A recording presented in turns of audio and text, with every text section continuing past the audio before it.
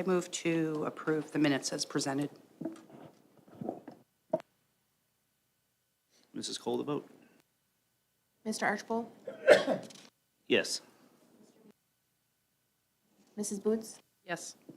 Mr. Caswell? Mrs. Maggart? Yes. Mr. Poor? Aye. And Mr. Ridenhour? Yes. Next up, approval.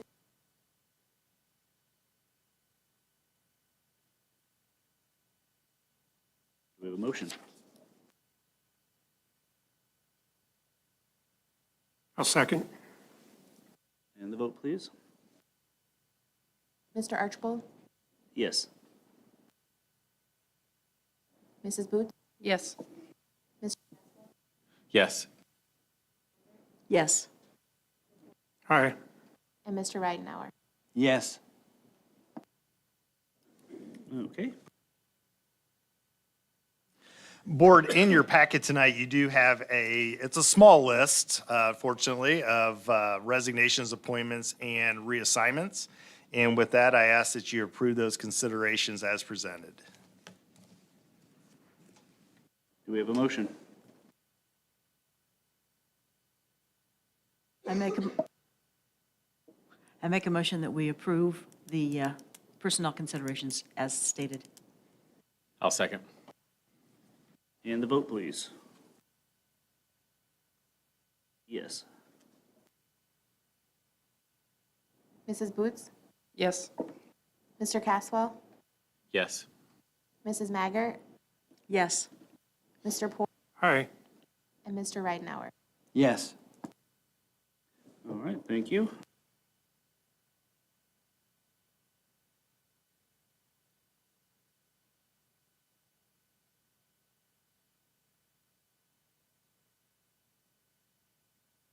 Nurse. We had School Smiles Mobile Dental Clinic come to go to all the schools, and they did cleanings on 175 students. They did 161 fluoride treatments, 450 sealants, and then they returned and they did treatments on all the students that needed fillings. And they did 41 fillings, 2 tooth extractions, and 1 crown. They bill insurance, and then they also billed Medicaid, and then if a student had neither one of those, they had grant money that they used, so everybody that wanted to get their teeth cleaned and their teeth fixed could get that done. They'll be returning in the spring for the cleanings, and then we'll set up treatment appointments to get more fillings, and I thought it was actually exceeded my expectations. I didn't think that many students would sign up, so we'll continue going forward with that program.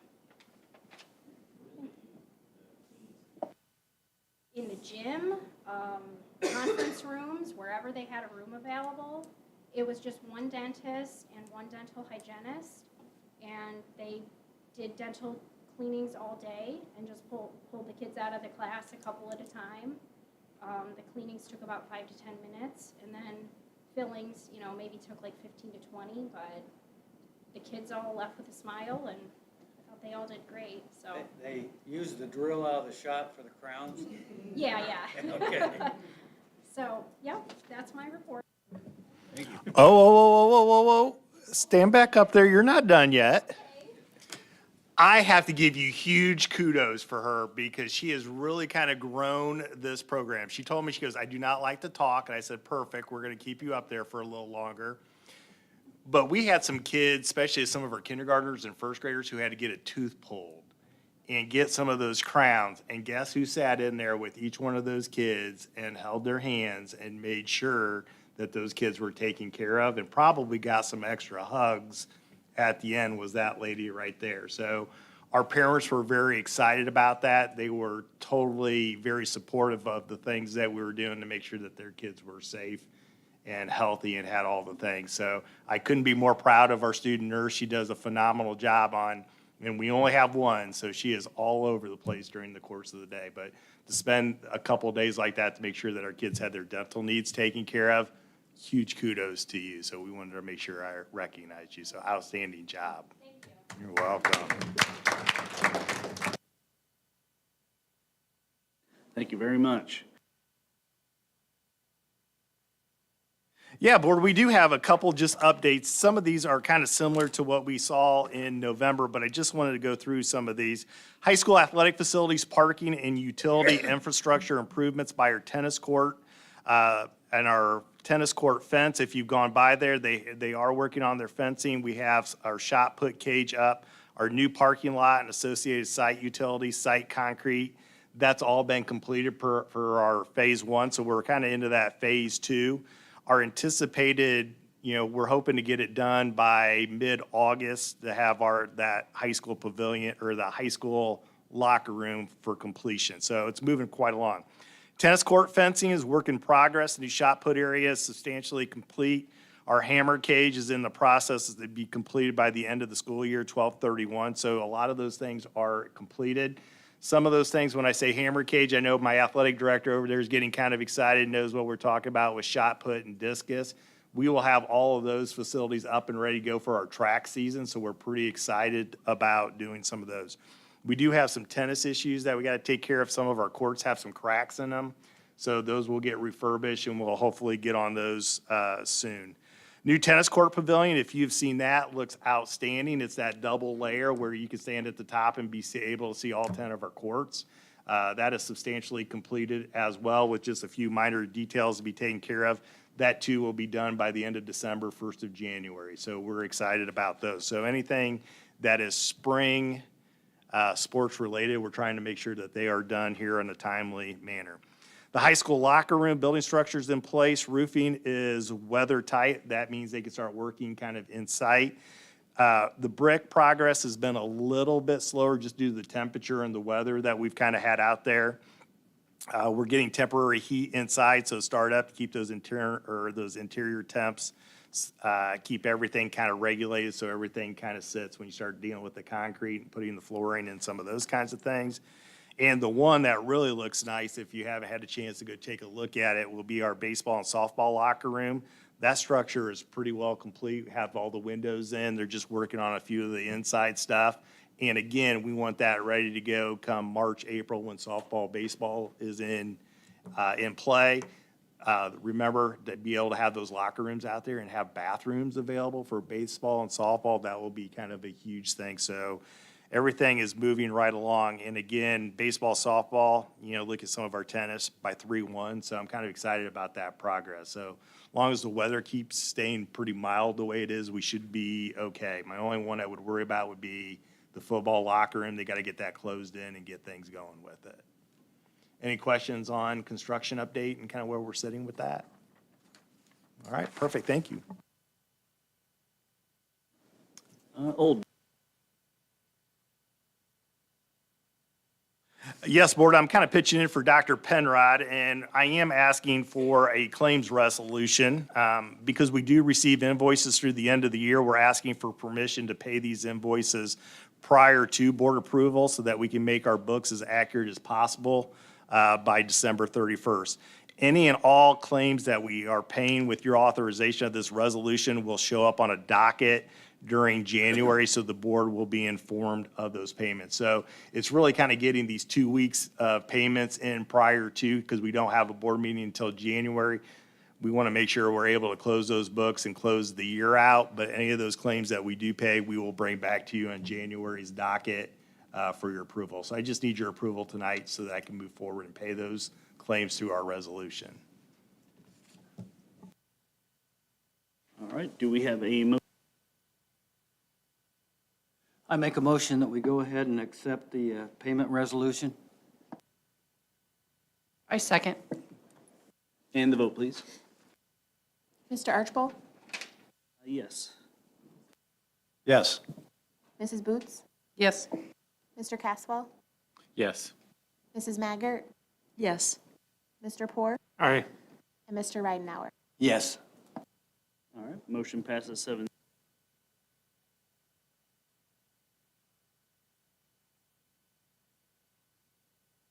Board, I just want to make you aware that we did distribute our teacher appreciation grant. Every year, this is a statutory right from the state of Indiana that gives us, once we receive those funds, those are for our teachers that are either highly effective or effective on their evaluations, do get a little extra monies. We got in the neighborhood of $89,000 for our teachers. We got that probably a week and a half ago, 2 weeks ago. We got that distributed because we have to distribute it within 20 days. So our first next pay period was on December 8th, so we were able to distribute those out. If you're a highly effective teacher, you were entitled to $611 and change. And then an effective teacher was $489 and some change. So I would say a majority of our teachers fell in the highly effective category. We did have one staff member who fell in a needs improvement, which may, they get 0 for those things. But we did get those distributed on this last paycheck. So teachers had a pretty good paycheck. They got their retroactive pay from their teachers negotiation, and then they also got their tag monies on the 8th. So they were pretty happy, I think. So it's been a good December so far. So I just want to make sure I informed the board. All right, thank you for that. Let's see, number 2 here on our old business is redevelopment commission appointment. Dr. Wienover. Yes, every year, Mayor Hickman, and I think along with our new mayor-elect Martin, will ask for a member from this board to serve on the redevelopment commission and would like an appointment made here today. For the past 2 years, I know Mr. Beard has served in that capacity, so I know the mayor is asking for another appointment here. So I guess there's a couple of things. If there's somebody who'd like to do it, we could certainly have that conversation, or if Mr. Beard would like to do it again and you're happy with that appointment, we can kind of vote him in tonight on some of those things. So, and if, I think you're getting voluntold there a little bit, Mr. Beard. So if Mr. Beard, if that is who we'd like to do, then we'll just need the motion and then we'll just need to vote him in. Mr. Beard, are you? Do we have a motion? I recommend Kevin Beard for the redevelopment commission appointment. I'll second. And the vote, please. Mr. Archibald? Yes. Mrs. Boots? Yes. Mr. Caswell? Yes. Yes. Mr. Poor? Aye. And Mr. Ridenour? Yes. All right, motion passes 7-0.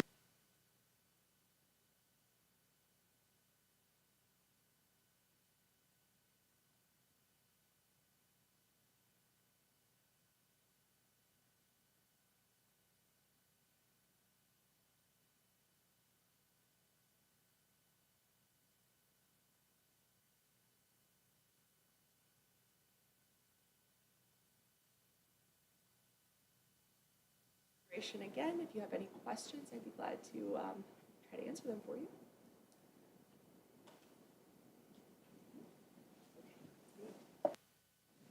Do we have a motion?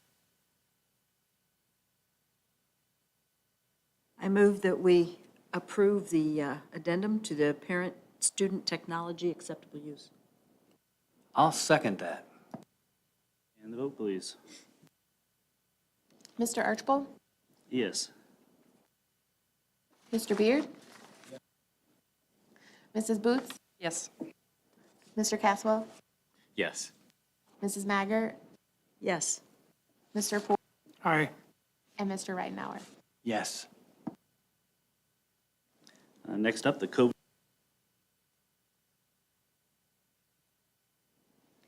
Board, in your packet, you have our COVID plan with some additional strikeouts. As we continue to move through this pandemic, there are some things that we're feeling we can remove from that plan at this time. You'll find that those are stricken out in your copy of the plan. There's a strikeout on the protective measures section and on extracurricular and co-curricular. And there's one around special education students staying together and not moving with other children, and that is not in their best interest, and we don't want to continue that practice. So those are the highlights of where those changes are. We are required with our ESSER funding to have this plan approved by the board every 6 months, so we have brought that to you for approval multiple times. But if you approve these changes, we can go ahead and make those permanent and get this reposted on the website. Have they made any comments? I think once the funding closes, we're done. So I anticipate either August or December of '24, we should be done. We'll see. Do we have a motion? Make a motion, we accept the code return to school update. I'll second. And the vote, please. Mr. Archibald? Yes. Mrs. Boots? Yes. Mr. Caswell? Yes. Yes. Mr. Poor? Aye. And Mr. Ridenhour? Yes. The Parks, So, similar to the redevelopment commission, the Angola Parks and Recreation Board requests having a member from this board serve as well. Scott Poor has served in that role before and is interested in continuing in that role, so I am recommending that you approve him for that appointment. It is a 4-year term, so you won't have to do this one again for a little bit. do we have a motion? That reappoint Scott Poor to the Angola Parks Department. I second. And the vote, please. Mr. Archibald? Yes. Mr. Beard? Yes. Mrs. Boots? Yes. Mr. Caswell? Yes. Yes. And Mr. Wright? Yes. Motion carries 6. Board discussion.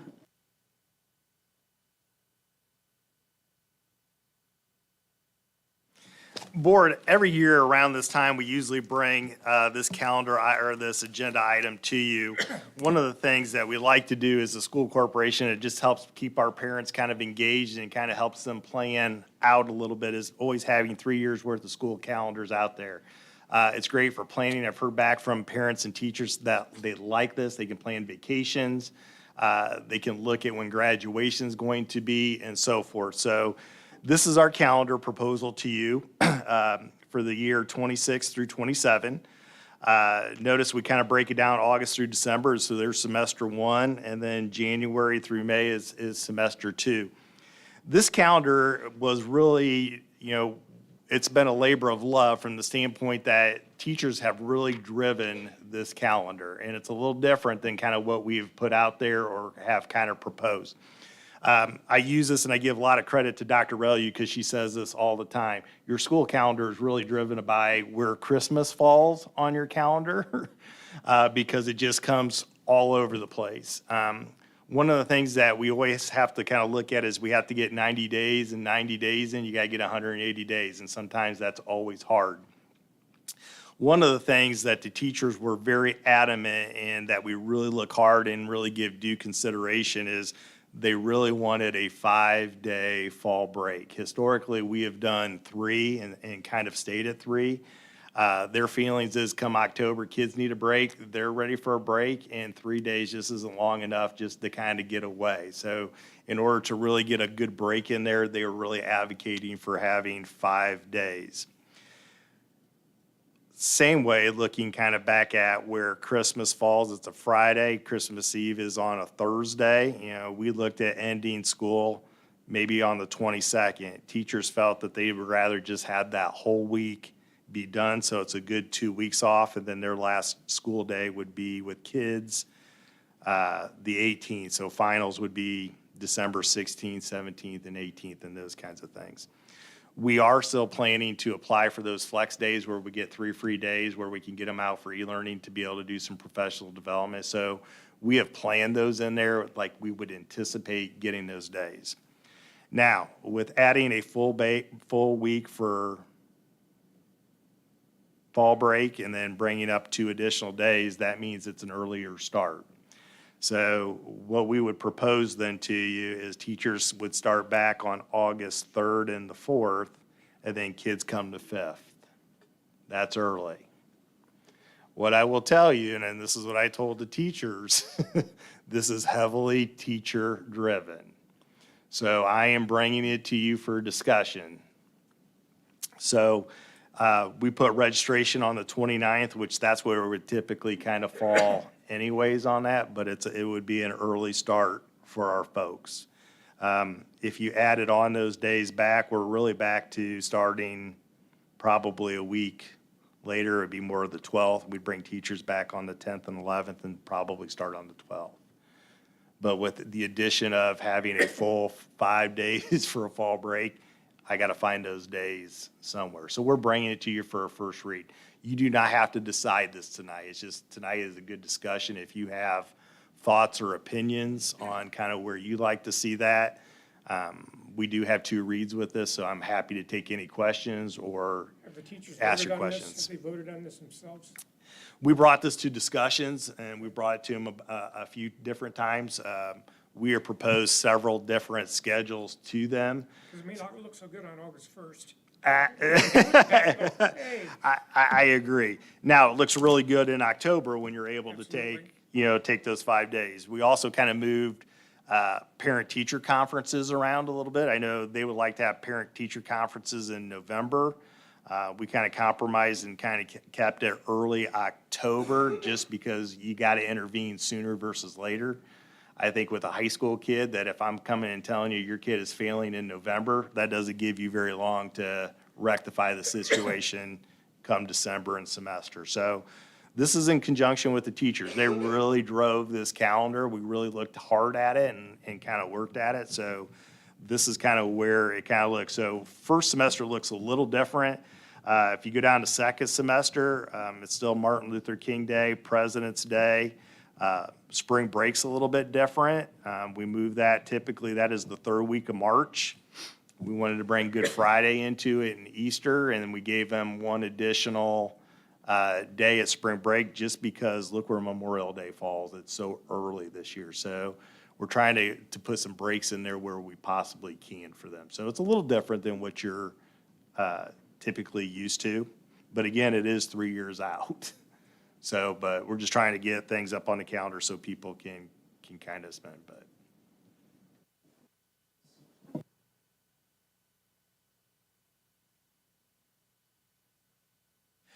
Correct. A lot of people say, well, you can really drive your schedule. We really can't. We are a co-op of 14 schools that are in with the special ed co-op.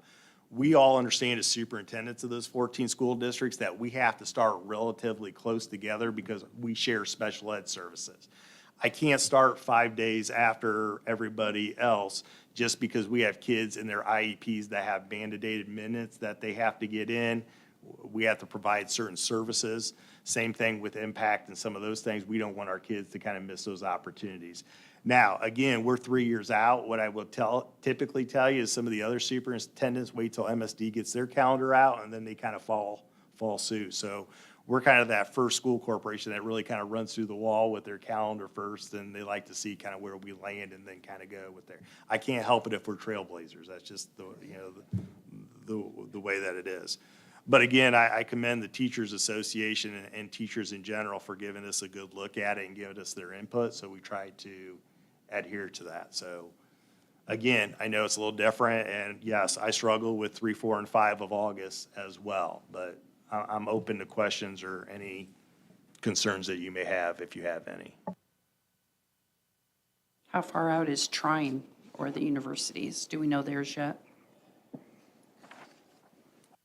I don't think we do. Typically, Trine doesn't necessarily drive that for us because their schedule is just totally off kind of what we usually kind of do with some of those kinds of things. So I like the second semester probably more than I do the first semester, but when I have a large part of my teacher association or teachers in general who are really saying, hey, we'd really like to have that week of fall break, it's hard not to listen to them. So This almost gets us close to what they call like a balanced calendar. Where a lot of those guys go, yeah, Either go 9 weeks and a week off. I would tell you, if you then go and look at the 27 and 28, again, Christmas moves, and that really shifts your focus. I'm not so sure the year after that, we can do the things that we can do here. So even if you look at next year's calendar or the year after that, they're all vastly different just because, again, where Christmas falls and what we can try to get. So we really try to balance 90 and 90. I don't want to have to do 81 days first semester and then 105 days. So high school teachers get a little grumpy with that kind of stuff and meeting their 9 weeks expectations, and so do my elementary folks. So that's what we tried to balance it out. So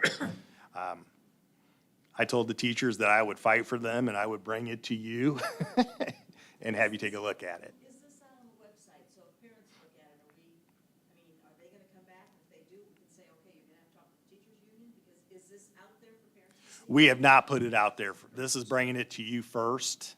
But then it goes out if we approve it next month? We can, we typically don't, but we can. Like you're saying, it's proposed to us the next meeting. Correct. Correct. It's out there, and if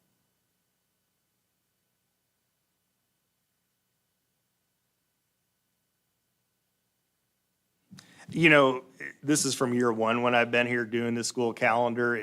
I can never make everybody happy. Yeah, and, you know, we're trying to move things around. I think what drives what's going to be good for my kiddos, you know what I mean? I tell teachers, you're secondary in this. I am secondary. It's what I think is going to be good for our kids. I get it. I get it. I look at it, it's, as a parent, or I was a parent in this, now I'm free. But is you,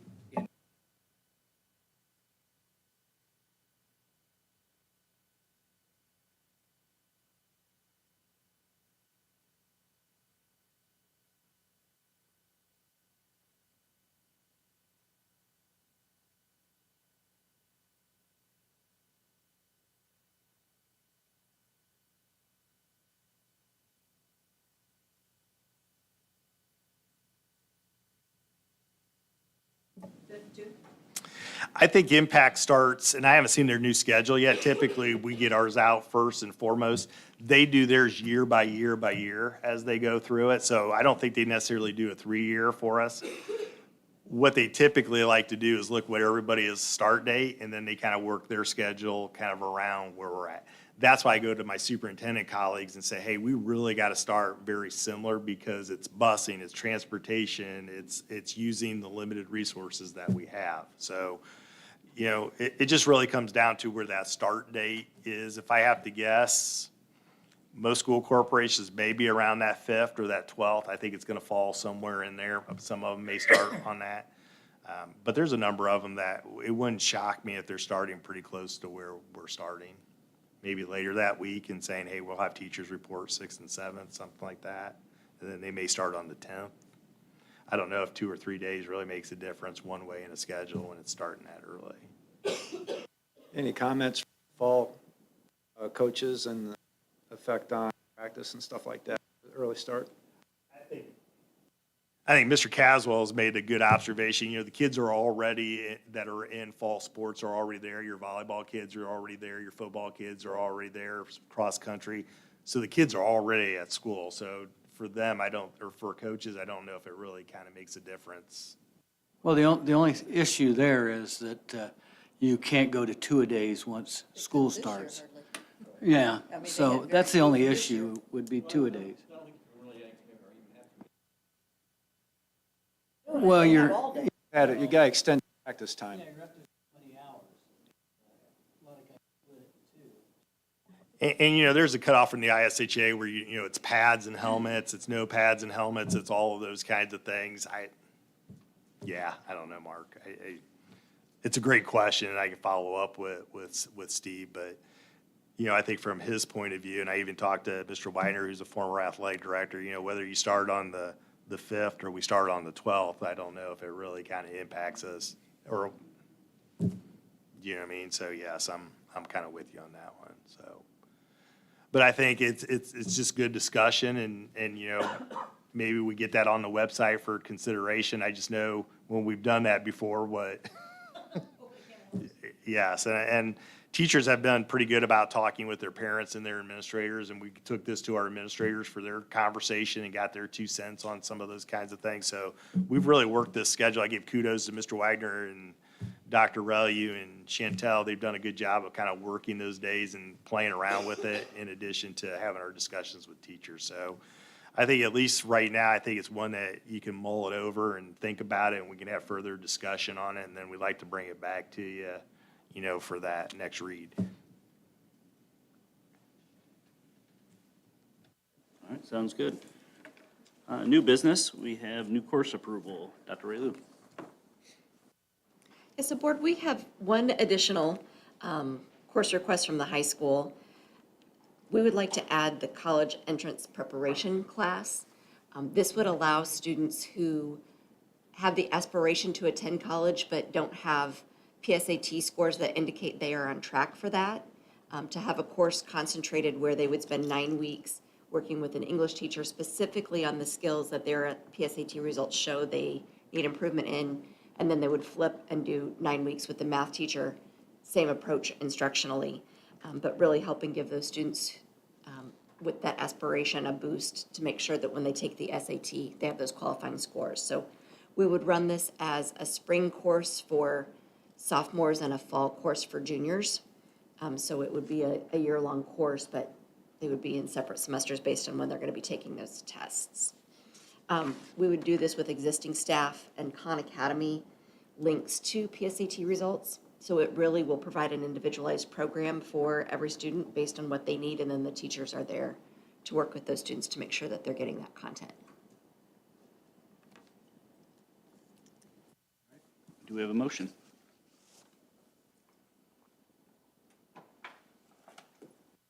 I'll make a motion to approve the new approval.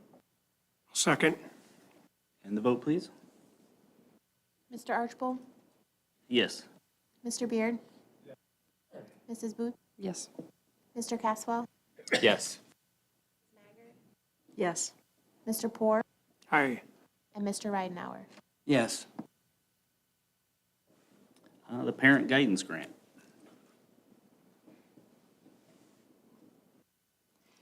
So board, some of you who have been recent parents know that raising children is not easy.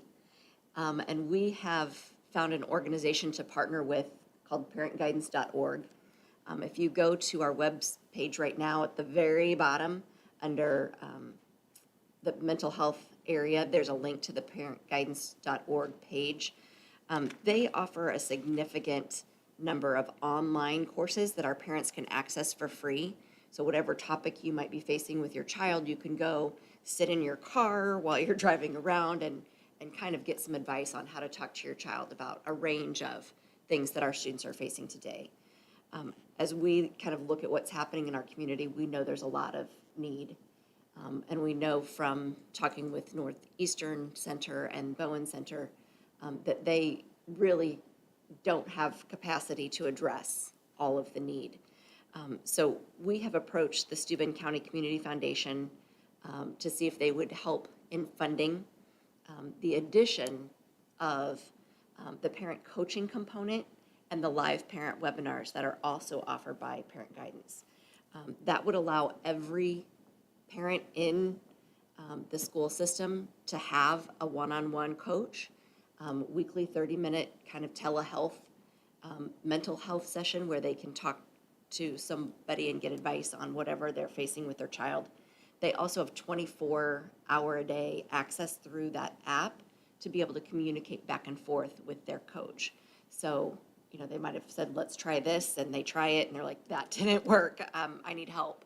And they have the ability to get kind of that immediate feedback. That's provided at no cost to the families. The foundation asked that we also invite Fremont, Prairie Heights, and Hamilton and make it a county-wide effort. And I said, absolutely.